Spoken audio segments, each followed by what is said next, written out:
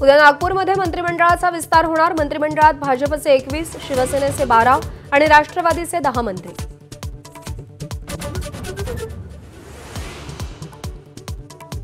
देवेंद्र फडणवीस, अजित पवार आणि तटकरेंमध्ये सागर बंगल्यावर पाऊण तास बैठक। राष्ट्रवादीकडून मंत्रिपदासाठी 1 राज्यमंत्री, 9 कॅबिनेट मंत्र्यांची नावे अंतिम टप्प्यात, सूत्रांची माहिती।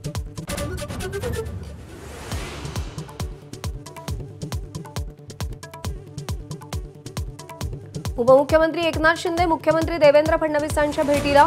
मंत्रिमंडळ विस्ताराबाबत दोन्ही नेत्यांमध्ये महत्त्वाची चर्चा झाल्याची सूत्रांची माहिती।